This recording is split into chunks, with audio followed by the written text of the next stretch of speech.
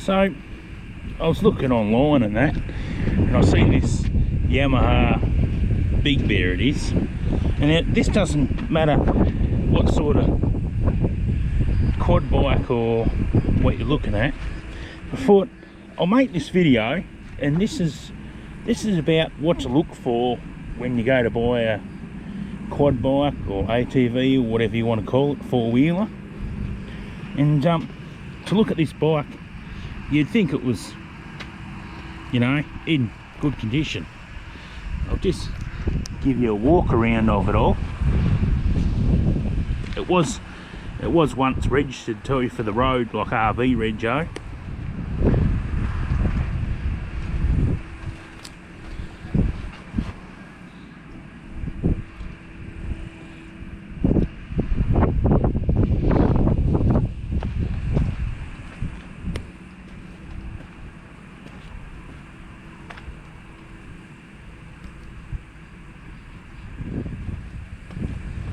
Got twin headlights on got a nice bull bar. The tyres on it, the tyres are old and cracked on the front. They're not much good. They've got a little bit of tread on them. They'll get me by for a little bit.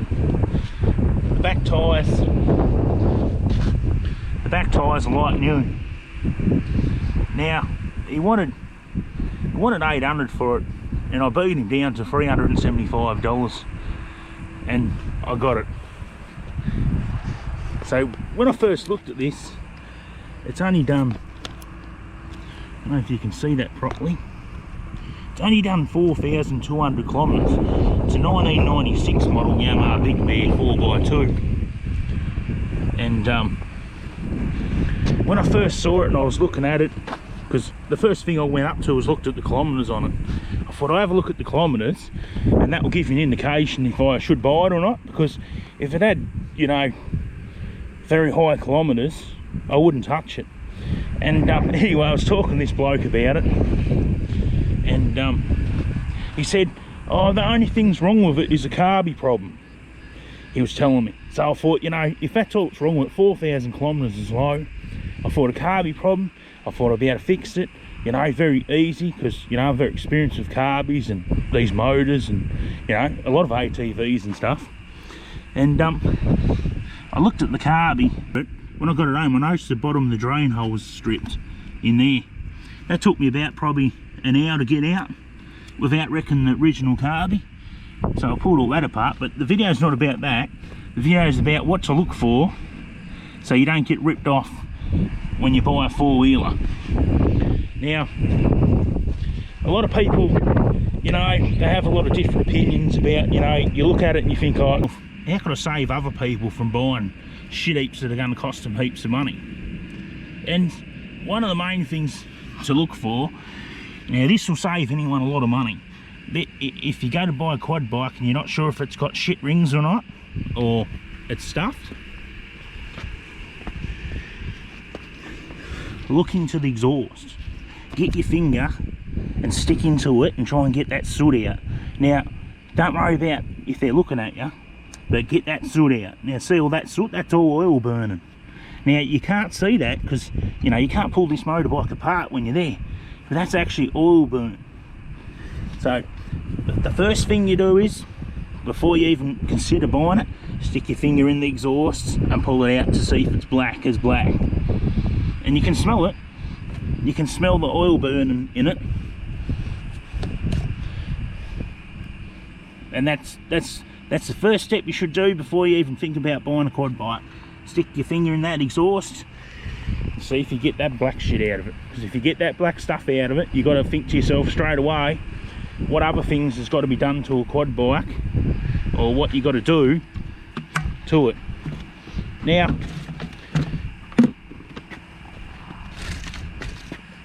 that's my first tip about the quad bike. Now, my second one, I'll have to sit you on the ground for a minute.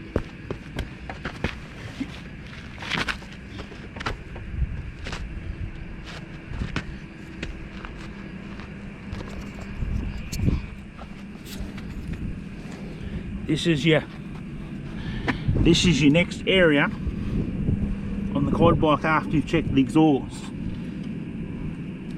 is the frame. These frames, they always rust out in these quad bikes, and you can see I've welded the frame, all pieces on here on both sides,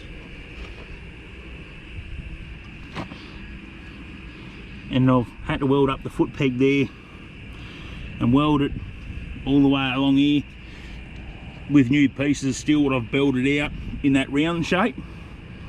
And you should always check the motor while you're checking the frame for oil leaks. So you go around the engine and look for oil leaks. So, number one, stick your finger in the exhaust, see if it's burning oil.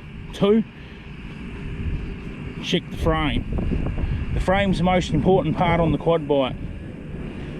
If you don't check the frame could be stuffed before you even get it home.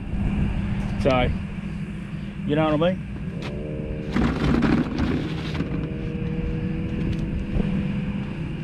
If the quad bike runs, you can test it out and see if it blows smoke, but they could be putting something in an oil additive in the oil to hide it from you, so it doesn't blow any smoke when you're riding it, or it could be being blowing smoke and they've changed the oil and they've put stuff in it, and you know, or it's got thick oil in it and stop it from smoking.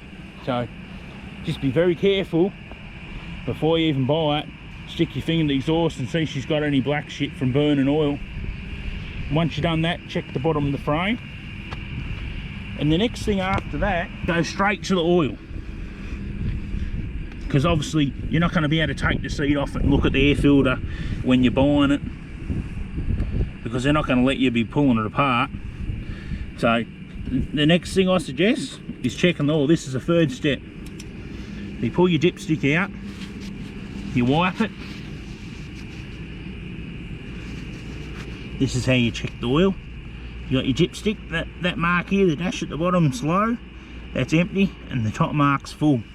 And when you check it, drop your dipstick in and then pull it straight back out.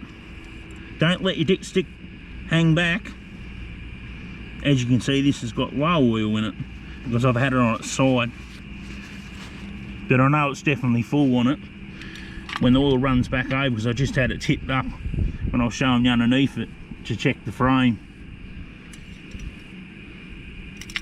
Once it runs back, it's got about a quarter in it now. You can just see it. It's about a quarter, or nearly halfway between empty and full. But that's how you check your oil. So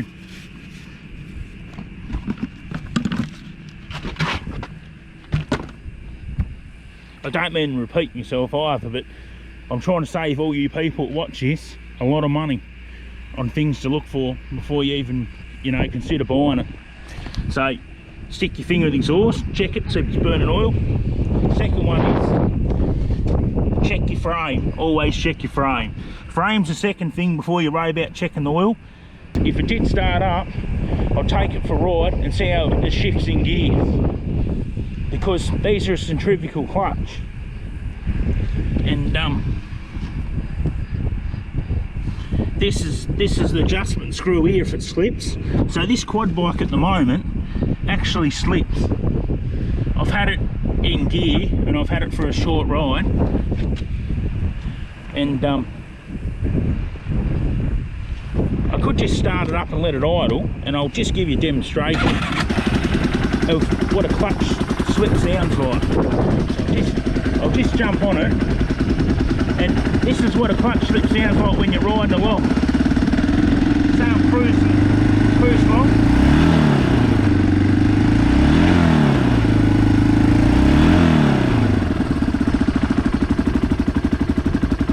So I'm going along, say I'm in fourth gear. I'm going up a hill.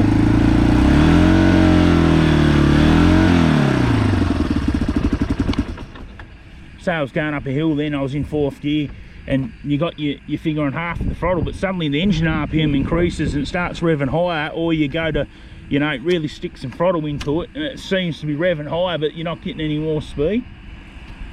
I I really want to take you for a short ride.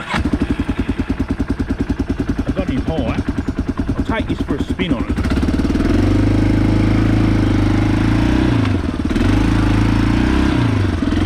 This is third gear now. I'll take you out this track because we only need to get in fourth gear to show you.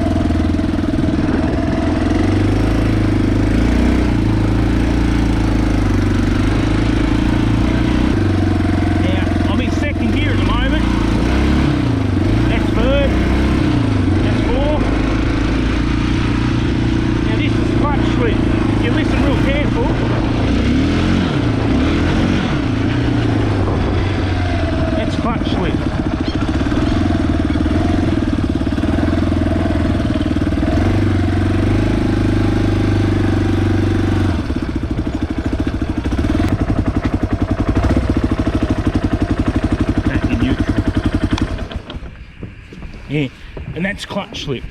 Now, that's all right. It's not mean it's stuck. This is a centrifugal clutch in here. So we've got a main clutch on a motorbike. You got your clutch basket in, and this is a clutch that's in every motorbike. This here. The only difference is this has got a centrifugal clutch, and it works like a chainsaw clutch. There's a cog on here, a clutch that spins around, and you got a hub. And the clutch expands out and that grabs the hub, and the hub's already connected to the main clutch basket, and that's how this works. So that's why it's automatic or semi-automatic, whatever you want to call it. Centrifugal, and that's how it works. It's not the actual centrifugal clutch causing it to do that, it's actually the main clutch that's causing it to slip. And to adjust that, you just put I think it's a 13mm nut that, and you put a screwdriver in here and you just back the nut back a fraction and turn the screw in here around just a little bit, just probably about not even less than a quarter of a turn, just small intervals at a time, and then go and ride it, take it for a spin and see what it does. And back here, this is probably one of the most expensive parts in a quad bike, which is a diff. And this is a nut here, that's a nut there to undo the diff. You got to take this tray off it and undo the bottom of the bolt and drain it. I think these diffs they might hold between 200 and 400 mils of oil. You should check the diff oil as soon as you get the quad bike home, because if it's got moisture or it's got a little bit of water in it, it's going to wreck your diff, and not long after you got it, it's going to be stuffed and you're going to be up for a lot of money. And you know, it could be $1,000 for that diff or more. And also your diff seal, when you're looking at buy a quad bike, look at the diff seal. Even though they're only 50, I'd pay very close attention to if it's burning any oil, and your frame of the quad bike before you worry about anything else, and see if the diff's leaking oil. If the diff's leaking oil and you can see quite a bit, I'd be very wary about buying the quad bike, because the diff might be already stuffed in it, and you won't be able to save the diff at all. It'll be a complete loss. And the next thing that gets overlooked is these rubber boots. If you can see it in here, these rubber boots, you want to make sure they're in good condition too. It's if they have bad air filters, they'll wreck the rings.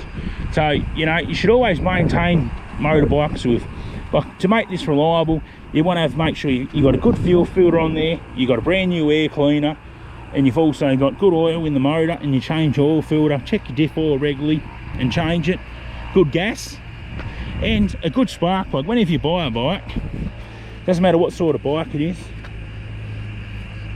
should always put a new spark plug in it. Spark plug for reliability, because you don't know how old that thing's been in there.